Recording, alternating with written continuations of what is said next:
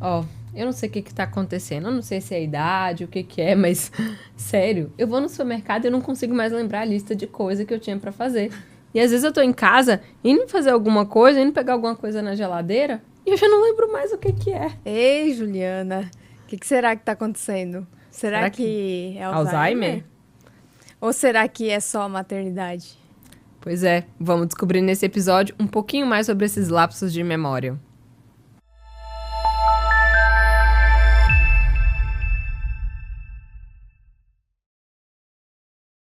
Bem-vindos e bem-vindas ao podcast Mais Saúde, por favor, construindo bons anos com muita qualidade. Aqui nós vamos preparar juntos uma estrada mais segura para essa viagem da vida.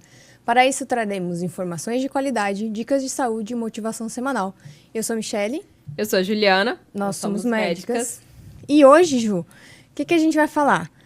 Memória. Memória. Tema meio cabuloso, aí o pessoal fica com meio dúvida, meio receoso. Todo mundo, quando fala da memória, acha que tem problema. E aí, quantas vezes você foi no mercado, fez a lista de compras em casa, chegou em casa e esqueceu metade das coisas que tinha que comprar? Ou você foi na geladeira, abriu, pensou, o que eu vim fazer aqui? E aí você pensou, né, Ju? Puxa, será que eu tô tendo algum problema de memória? Será que isso eu devo me preocupar? Com 30 anos, 40 anos, 50? Meu avô tava meio assim, já tinha um problemazinho de memória, será que eu vou ter? A gente vai discutir um pouquinho disso hoje, né, Ju? Sim, e eu acho, Mi, que a gente vai trazer essa questão de uma forma bem prática para os nossos ouvintes, para mostrar o que seria normal do patológico e o que esse normal pode estar relacionado. Porque eu acho que a maior parte dessas questões que você trouxe aí, por exemplo, que até a gente trouxe na nossa chamada inicial, ela acontece muito por questões comportamentais, que estão ligadas a essa sobrecarga de informações que a gente tem, essa multitarefa, né, de fazer várias coisas ao mesmo tempo e o excesso de estímulos. Porque tudo isso acaba influenciando negativamente na maneira como nós armazenamos a memória. Exato, né, Ju? Falando um pouquinho da memória, você vai trazer para a gente, aqui explicando que nós temos memória de curto prazo, longo prazo, e temos mecanismos de formação de memória. E esses mecanismos de formação de memória, como eles são, Ju? Então, basicamente, a gente tem a memória de curto prazo e a memória de longo prazo. E essas memórias, elas vão se ramificando, elas vão se subdividindo em outros tipos de memória, mas para não delongar muito nessa explicação e ficar mais prático, basicamente, quando a gente fala de memória a curto prazo, é a memória de trabalho.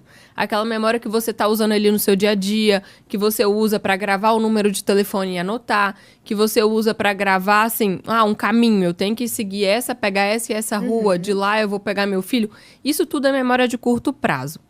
E o que é muito importante, a gente falar aqui, para que essa memória de curto prazo, ela se forme, ela se consolide e fique ali, eu preciso de atenção e foco. Certo. E aí, pessoal, que é uma grande questão.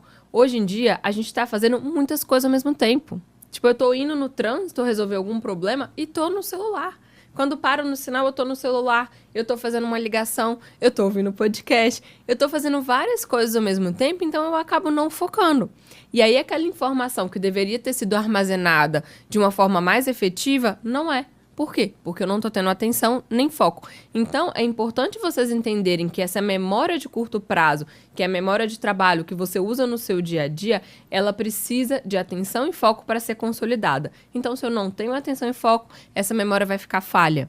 Então, né, a nossa chamada do podcast aqui, que a gente falou da compra do supermercado, se você não parar, pegar a sua lista, ler com atenção, tentar memorizar, você não vai lembrar. Você pode ter 20, 30 anos, mas você não vai lembrar. Exato, né, Ju? E a memória de curto prazo é uma memória inicial. Sim. Depois que a gente tem a memória de curto prazo, a gente forma a memória de longo prazo. Longo prazo, sim. E para formar a memória de longo prazo, o que acontece? Geralmente existem vários processos. A gente adquire a memória de curto prazo, então a gente tem foco, tem atenção, prestou atenção naquele texto que a gente está lendo, prestou atenção em alguma situação, e aí ao longo do dia a gente vai dormir, né, à noite. O sono é muito importante. O sono é importante, vai consolidar essas Sim. memórias, o cérebro vai fazer uma diferenciação no que é importante, no que não é importante. Sim. E aí você vai formando a memória de longo prazo. A memória de longo prazo, geralmente, é aquela que você lembra de coisas do passado, coisas Sim. da sua infância, então que estão bem consolidadas. E tem uma coisa importante na memória de longo prazo, né, Ju? Que eu gosto muito de falar Que é disso. bem interessante. Fala pra gente. Eu acho que toda vez que nós aprendemos algo novo e que isso esteja relacionado a algum tipo de emoção, que isso ative uma área diferente do seu cérebro, por exemplo, a música. A música, quando nós aprendemos a música, ela está linkada a uma área diferente, ela ativa uma área diferente do cérebro. Ou quando você traz algo relacionado à emoção, fica armazenado em um local diferente. Então, você tende a fixar melhor esse tipo de informação.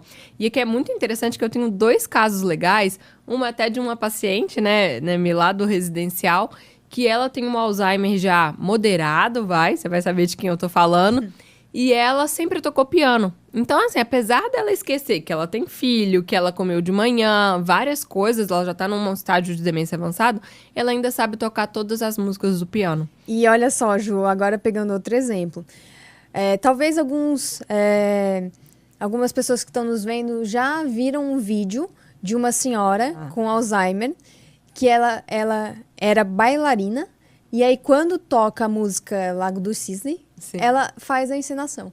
Por quê? Porque é uma memória formada que se armazena em locais diferentes do cérebro e está muito relacionada com emoção também. Então, tudo que a gente tem emoção é guardado de uma forma muito mais sólida e muito mais permanente na nossa cabeça. Na nossa cabeça. E isso é muito legal, Mi, porque eu tenho um outro paciente super interessante que tem uma demência aí já moderada também. E ele não lembra muito das coisas, até de mim na consulta ele não lembra, mas sempre quando eu pergunto do Corinthians, ele sabe o placar, sabe quando jogou, contra quem jogou, porque porque ele é um corintiano fanático. Então isso foi armazenado em uma área diferente. E aqui fica uma dica, gente, para vocês que estão aí em casa, toda vez que for aprender algo novo, colocar seu coração ali, né? Colocar seu coração, sua mente, sua alma. E se isso estiver relacionado, te trazer emoções positivas, com certeza vai ser algo que você vai consolidar muito melhor do que se for algo banal, que você realmente não entrar de cabeça na questão. E isso é muito usado hoje, Mi, nas técnicas de ensinar alunos, que eles tentam buscar a emoção no aluno para isso ativar. O ensino ativo, né, O Ju? ensino ativo, não o ensino muito passivo, que as pessoas só escutam o que está acontecendo, o que está sendo passado. E aí, Ju, aproveitando esse gancho, que o objetivo desse episódio hoje é trazer 10 pontos que influenciam na sua memória, que não estão relacionados com demência, muito menos com Alzheimer. Então, a gente vai elaborar cada um desses pontos e trazer dicas que ajudam, no final das contas, você a melhorar a sua memória de curto prazo, de longo prazo e também melhorar seu dia a dia. Qual é o primeiro ponto, Ju? A primeira dica, pessoal, sobrecarga na rotina e estresse. Isso atrapalha muito a nossa consolidação da memória. E a longo prazo, essa sobrecarga e o estresse podem sim estar relacionados ao desenvolvimento de demência. Então, quando você está tendo esses lapsos de memória, começa a perceber se isso não pode ser uma sobrecarga, porque o hormônio, né, do estresse, o cortisol, ele está relacionado negativamente com a memória também. Né? E esse excesso de estímulos que nós temos, esse excesso de informações, não nos deixa focar. E como a gente falou, eu preciso de foco para consolidar minha memória, né, Mi? Exato. Então, a sobrecarga aí do dia a dia é um principal fator para que a gente esqueça essas coisas triviais, né? Ir no mercado e tal. E não necessariamente é doença, pode ser só uma sobrecarga. Muito bom. Aí o segundo ponto, trazendo uma coisa muito prevalente hoje em dia na nossa sociedade, é a ansiedade e depressão. A depressão é um quadro de uma doença de saúde mental, né? Um quadro de saúde mental em que atrapalha muito a consolidação da memória. E muitas vezes a depressão e a demência, elas andam juntas, porque uma é fator de risco para a outra, né? Por que a depressão leva ao esquecimento? Geralmente, uma pessoa que sofre por depressão, ela tem menos atenção. Se ela tem menos atenção, ela não consegue prestar atenção, né, nas coisas que está fazendo, não gera memória de curto prazo, não gera memória de longo prazo. E é uma pessoa que fica mais desanimada, né? Não tá estão Não aí tem dispostas tantas a aprender coisas emoções, novas, não tem tantas emoções, fica mais embutida ali na tristeza. Então, tudo isso pode estar relacionado. E a ansiedade com essa coisa de fazer muitas coisas ao mesmo Sim. tempo, sem prestar atenção. sem prestar atenção. E aí, fala, Ju, da pseudodemência que a gente Exato, era isso que eu comentar. queria falar. Porque, na verdade, pessoal, tem até o que a gente chama essa pseudodemência que a Mi falou, é você achar que a pessoa tem uma demência quando, na verdade, era só depressão. E aí tem um caso legal também do ambulatório que nós atendemos, que era uma paciente que quando veio pra mim, a filha veio, olha, minha mãe tá com Alzheimer, tá super mal, não sei o que fazer. E aí eu fiz os testes nela realmente alterados, mas o que chamou a atenção é que a gente pode ver isso nos testes, é que pessoas com depressão, elas alteram respostas diferentes nos testes. Tem uma perda nos testes, mas diferente de um paciente com demência, né? Exato. E aí eu suspeitei que era uma depressão, comecei com um antidepressivo, 4 semanas depois, ou na verdade 2 meses mais ou menos, que era até o tempo de fazer efeito, essa paciente voltou e eu refiz os testes. E foi incrível. A melhora do relógio e a família falou, doutora, o que você fez? Minha mãe é outra pessoa. Então, na verdade, a gente estava lidando com um caso de pseudodemência. Isso é muito importante, a gente fazer esse diagnóstico para a gente não tratar e não fazer uma tarja erroneamente. Exato, porque a pessoa vai ter um diagnóstico de demência, sendo que demência é uma doença que é progressiva, né? Sim. Vai ter outras implicações da saúde e a gente acaba deixando de tratar uma causa reversível, que é a depressão. E eu também queria trazer o relato da minha avó. A minha avó é uma senhora de 88 anos em que ela tem um declínio cognitivo. Mas ela tinha uma piora nos testes muito grande. E associado a isso, ela teve um quadro depressivo. E quando a gente entrou com tratamento para depressão, ela melhorou muito o teste, melhorou a funcionalidade. Então, sempre prestar atenção que distúrbios mentais, de saúde mental, também podem causar esquecimento, prejuízo cognitivo. Sim. E prestar atenção, então, na ansiedade e na depressão, né, Ju? Sim, com certeza, Mi. E qual que é o nosso terceiro ponto? Nossa, esse terceiro ponto, eu sempre sofro com ele. São noites mal dormidas. Quem trabalha em turnos noturnos... Sim. Tem muito esse relato, que é no dia seguinte você esquece palavras, tem um lapso de memória, o raciocínio, a função executiva, né, que é aquela função de você pegar as coisas, raciocinar, saber como é que vai fazer, ela fica lentificada. Então o sono ele é essencial para a formação de memória e também para você funcionar bem no dia seguinte, né, Ju? Sim. E eu acho que a gente fala sempre disso, né? O sono está entre o nosso quarteto fantástico, é o quarto pilar. Se você não dorme, você também não consegue tirar o lixo, porque a gente não consegue armazenar todas as informações.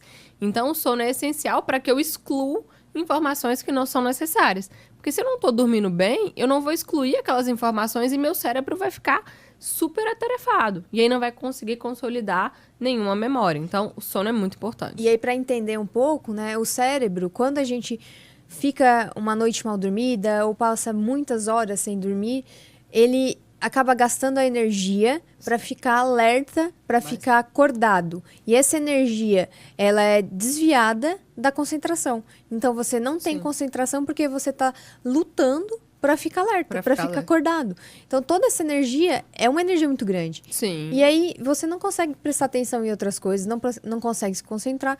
Então, além de que, claramente, o sono, a falta de sono, insônia, é fator de risco para demência. Né? Sim. É por conta do que a Ju falou. O sono a gente tem o que a gente chama de sistema linfático, que é o que tira essas toxinas, a limpeza, né, à noite. A gente falou bastante disso no episódio de sono com a doutora Maíra. E aí, bem legal, confere lá também para ter uma noção. Esse é muito bom, a gente não pode esquecer do nosso terceiro ponto. E o quarto ponto é o uso excessivo de telas. Aqui é um alarme que a gente faz também para a população mais jovem, que está vindo cada vez mais nesse uso excessivo de telas, mas também para a galera aí dos seus 60 e poucos anos, que acaba ficando muito tempo no YouTube, muito tempo usando telas, e isso pode prejudicar em muito a memória. Por quê, Mi?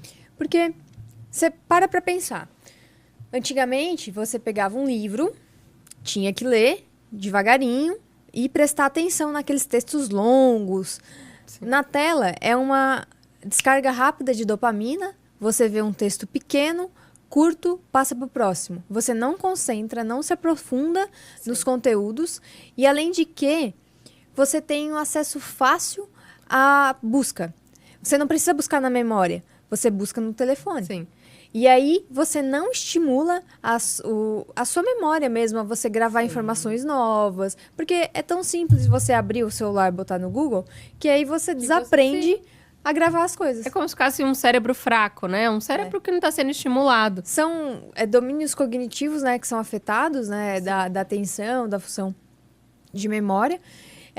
Existe as vantagens, né, toda da tecnologia, mas nesse ponto de uma informação fácil de ser buscada, de você acabar não gravando na memória e não buscando lá no seu HD interno, e aí você tem prejuízo na memória, né, Ju? É só a gente lembrar que antigamente todo mundo usava dicionário, né? Eu perguntava uma palavra para minha mãe e ela falava, vai buscar no Pai dos Burros. Ou se não, para os mais antigos aí, a Michelle talvez não, eu usava Barça. Não, eu sou do tempo também. Da Barça? Tinha Barça na minha casa. Então era muito mais difícil você procurar. E aí você acabava lendo, prestando mais atenção. Então tudo isso influencia muito, pessoal. A gente precisa se policiar nessas questões e entender que a memória é algo complexo e que o mundo moderno, ele trouxe tantos pontos positivos, né? Que você pode se aprofundar em alguns assuntos. Mas isso da gente superficializar e achar que vai entender tudo de tudo é muito ruim, né? Isso de falar que você sabe bem financeiro, político, saúde, enfim, trânsito. Não dá, gente. Não dá para você se aprofundar em tudo. Então, uma coisa vai acabar ficando mais falha do que a outra. Exato. Né? E qual que é o quinto ponto? É o que você tá sofrendo aí, né, Juliana? Essa... A maternidade, o puerpério, E a menopausa são alterações que ocorrem hormonais na mulher. E essa alteração de estrógeno e progesterona leva a uma perda de atenção, um desvio do foco para outras coisas. Por quê, Ju? Por quê? O que acontece na maternidade, por exemplo? Eles acompanharam o cérebro das mulheres por meio de ressonância funcional durante esses períodos, esses 2 primeiros anos da vida do bebê. Né? E eles viram que diminuía a atividade, né, em alguma parte do cérebro, ali principalmente no lobo parietal, temporal, e você aumentava a atividade no lobo frontal. Isso para quê? Para que você aumente sua conexão com o filho, essa parte emotiva fica mais ativa, mas a parte de fazer função executiva, de exercer outras tarefas, não fique tão elaborada, porque, na verdade, você precisa garantir, criar bom vínculo com seu filho e garantir essa sobrevivência. Então, é uma adaptação aí esperada no desenvolvimento do ser humano. Uma adaptação evolutiva, né? Para você cuidar da criança, para se desenvolver. Para se desenvolver. Então, as mães, todas as mães falam a mesma coisa. É terrível, pessoal. Fica desajeitada, desastrada, bate nas coisas, né? E acaba esquecendo esquece as coisas. Então, você desvia o seu foco, porque você tem uma vida para cuidar. E aí, biologicamente, evolutivamente, o seu cérebro foi programado para cuidar daquela criança. Exato. E na menopausa pode acontecer a mesma coisa. Tem até alguns estudos falando-me que entrar na menopausa é um fator de risco a mais para você desenvolver demência. E, assim, interessante que o Alzheimer, ele é mais prevalente nas mulheres, numa proporção de 2:1. Então, nós vamos ter muito mais mulheres com demência de Alzheimer do que homens. E uma das razões é por essa questão hormonal. Então, o que as pessoas vêm estudando bastante é se a reposição hormonal seria um fator protetor para a memória. Né? Então, às vezes, essa queda abrupta do estrogênio pode sim estar relacionada à piora hormonal. Então, se você está aí na faixa dos seus 50, 55 anos e está percebendo alguma piora na memória, talvez seja interessante conversar com o seu médico, com o seu ginecologista, se existe alguma forma da gente melhorar essa parte hormonal também. Não é indicação formal, tá, pessoal, para reposição hormonal, mas pode ser um dos critérios. Exato. E o outro ponto, Ju, que a gente sempre pesquisa, que toda queixa cognitiva, toda queixa de memória a gente tem que investigar. Tem que pesquisar. Sim. É infecção. Tem muitas infecções que acometem o sistema nervoso central e podem causar demência, síndromes demenciais. Se a gente não tratar elas com agilidade, precocemente, você pode desenvolver uma demência. Dentre as principais, HIV e sífilis, doenças sexualmente transmissíveis, e a gente está tendo uma prevalência, uma incidência, né, muito grande na população atualmente. Antigamente, na época do Cazuza, o pessoal tinha muito medo do HIV. Hoje em dia, o que acontece? As pessoas já não convivem mais tanto com aqueles pacientes com que aquele tiveram... estereótipo de paciente estereótipo HIV, né? do paciente que tem HIV, que tem AIDS. Porque os tratamentos são bons, né? E eles evitam aquela progressão da doença. Então, as pessoas não estão mais se cuidando. Então, infecção sexualmente transmissível, sífilis e HIV são causas de demência reversível. Sim. E tem outra, né, Ju? Tem outra, a infecção por herpes simples. Isso é muito interessante, porque a gente sabe, tanto o zoster quanto o herpes simples, eles aumentam o risco de perda de memória. E teve um estudo muito interessante que ele mostrou que pacientes que tinham infecção, era um estudo feito em Baltimore, que eles fizeram relacionados ao envelhecimento, pacientes que tinham infecção por herpes simples, eles tinham uma diminuição da substância branca ao longo do tempo. E é até legal, nós vamos deixar aqui a dica de um livro, que é o livro das cetonas, né, Alzheimer Disease, e se tivesse uma cura, que é da esposa de um paciente, que ela trata dele ao longo aí da vida com Alzheimer, e ela fala nitidamente que quando ele tinha infecção por herpes, quando era reativada, a memória piorava. E a gente sabe que tem um link direto dessa relação, existem já, sim, estudos comprovando. E por quê? Porque a infecção por herpes também está relacionada à imunidade. Quando a gente tem uma baixa na imunidade, pode ser que esse vírus se manifeste. Então, você aí que já teve alguma infecção por herpes, procure se orientar em relação a isso, fazer o tratamento adequado e até mesmo uma prevenção, uma profilaxia, para que você não tenha novas infecções e isso possa acabar prejudicando sua memória. Perfeito. Então, prevenção de infecções sexualmente transmissíveis também é prevenção de demência, né? Também é prevenção de demência. Boa, Ju. Qual é o próximo tópico? O nosso 7º tópico das causas. Nosso 7º tópico, deficiência nutricional, deficiência de vitaminas, né? Então, a gente precisa de avaliar algumas vitaminas, principalmente a vitamina B12, o ácido fólico, os outros complexos da vitamina B, então a vitamina B1, a tiamina, que estão muito relacionados aí com a consolidação, com o processo de memória. Então, é muito importante, pessoal, vocês fazerem uma revisão laboratorial aí, quando a gente fala de perda de memória, ter um médico que você confie para poder analisar bem esses exames, porque também é uma causa potencialmente reversível, tá? E a 8ª causa é o TDAH. TDAH. Muito em voga hoje em dia, TDAH, mas a questão TDAH é uma doença da infância. Geralmente, a maior parte das pessoas com TDAH tinham TDAH na infância. Só que o que acontece? Hoje em dia, os pacientes de 60, 50, 70 anos são pacientes que na época da infância tinham dificuldade de acompanhar os colegas da classe, repetiam de ano, tinham dificuldades de se concentrar em alguma coisa, mas nunca foram diagnosticados. E nunca fizeram um tratamento. Nunca fizeram um tratamento, porque não era uma coisa muito falada antigamente.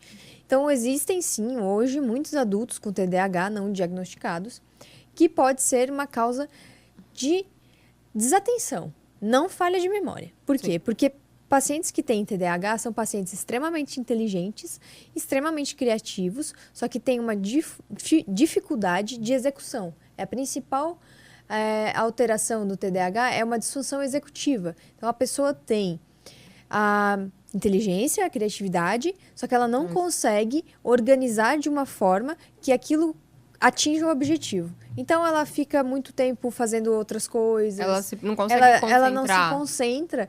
E, às vezes, nisso, ela fala assim, eu não consigo acompanhar, eu não consigo ir para aula e prestar atenção.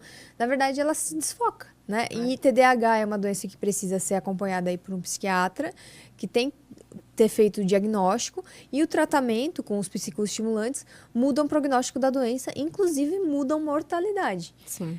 Uma pessoa que trata TDAH, uma pessoa que não trata TDAH, desculpa, Ju, tem aproximadamente 10 anos a menos de vida do que uma pessoa normal, você sabia? Olha só, então, se você tratar, você, além de prevenir, né, esses esquecimentos, melhorar a funcionalidade, você também melhora a sua sobrevida, né, a sua qualidade de vida.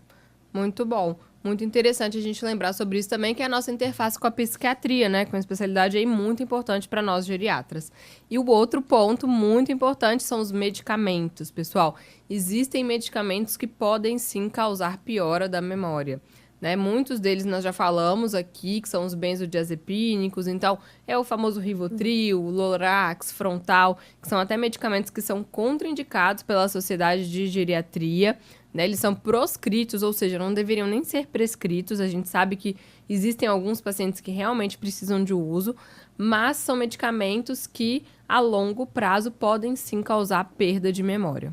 E outro que causa muita perda de memória, que a gente sempre frisa muito na geriatria, são os anticolinérgicos. O que são essas medicações? São medicações que alteram o principal neurotransmissor relacionado com a memória, que é a acetilcolina. Dentre elas está Buscopan, famosíssimo, todo mundo conhece Buscopan, só que para pessoas acima de 60, 70 anos já não é uma coisa tão boa. Pode prejudicar a memória, né?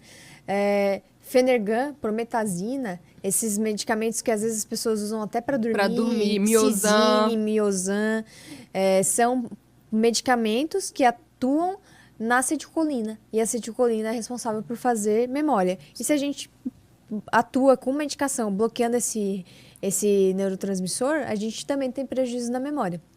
Então, essas medicações a gente tem que tomar cuidado quando está usando. Sim. Sempre pesquisar em pacientes que têm essas queixas, se eles estão usando alguns desses medicamentos. Dessas medicações. E é interessante, Mi, que na medicina a gente tem algumas ferramentas e tem alguns sites que a gente consegue ver a carga anticolinérgica dos medicamentos. Então, você lista todos os medicamentos do paciente e você consegue também avaliar o potencial anticolinérgico, o quanto de deficiência ali na acetilcolina esses medicamentos podem estar trazendo. Que legal, isso eu não, é bem legal. Não conhecia. No UpToDate é uma ferramenta que você vai adicionando e vê carga anticolinérgica. Carga anticolinérgica. É bem muito interessante. Bom. Tem a amitriptilina também, que era um antidepressivo antigo, é verdade. bem famoso. A amitriptilina tem muito no posto, que né? é o Pamelor daquela música.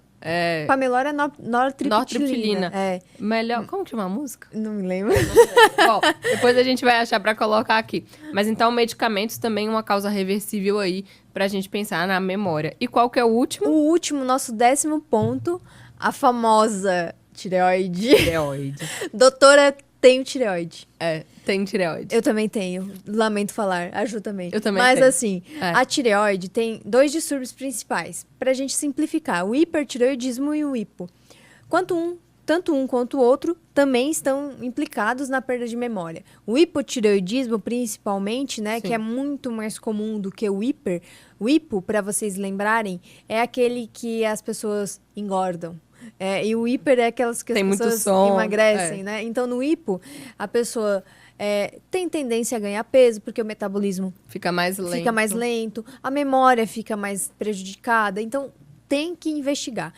Vamos resumir, Ju, esses 10 pontos? Vamos, a gente falou demais, pessoal. Tô vendo aqui, porque nós ficamos um mês sem gravar e estamos voltando hoje, estamos super empolgados. Mas esse episódio tá essencial para você que tá aí com esses lapsos de memória e precisa investigar, gente. Toda queixa, né, Mi? Precisa ser investigada. E aí você ia falar? Vamos lá, vamos só recapitular esses 10 pontos antes da gente ir pro final, pro pessoal entender bem que nem tudo é Alzheimer. Nem tudo é Alzheimer. Então, primeiro a gente tem que saber que a sobrecarga de informação, o estresse é um ponto principal. Ansiedade, depressão, distúrbios mentais, alimentação inadequada, né, deficiências de vitamina B12, o TDAH, os medicamentos, as alterações de tireoide. Que mais? Que a gente falou? Infecções, noites mal dormidas, uso excessivo de telas. E a menopausa. As alterações hormonais. E aí, eu pergunto, Mi, o que você vai levar na mochila hoje? Bom, Ju, pra gente terminar, eu acho que ficou bem claro que nem toda perda de memória é demência de Alzheimer. Então, a gente precisa investigar outras causas, a gente precisa ter hábitos saudáveis. Sim. Vou bater sempre nessa tecla. É nosso propósito desse podcast trazer essas informações pra gente ter hábitos saudáveis. E o mais importante, assim, que a gente tem que prestar muita atenção na depressão e ansiedade, que isso também acaba mimetizando a perda de memória, e se não tratado, pode realmente aumentar o risco de demência. E mais uma coisa que eu vou colocar na mochila, Mi, toda queixa deve ser valorizada. Não é só porque, não, mas a minha mãe sempre esquece isso mesmo, eu tô sempre esquecendo. Não, gente, toda queixa precisa ser investigada, para que eu possa, pelo menos, tirar um desses 10 fatores, se tiver alguma alteração da tireoide, eu detectar precocemente, deficiência de vitaminas. Então, eu preciso valorizar a queixa. Tá bom, pessoal? Valorizamos a queixa e aí veio tudo normal. Será que é Alzheimer? Pois é. Nós vamos descobrir no próximo episódio, porque a gente quebrou em 2, senão ia ficar muito Muita grande isso coisa. aqui. Então, pessoal, você que faz parte da nossa comunidade Mais Saúde, por favor, que está aqui nos assistindo ou nos ouvindo aí no podcast do Spotify, se você curtiu esse episódio, compartilhe com seus amigos, se inscreva no canal, ative ali o sininho para lembrar sempre dos nossos episódios e comente aqui embaixo. Existe algum desses fatores que você acha que pode estar piorando a sua memória? É isso aí, pessoal. Até a próxima. Até a próxima.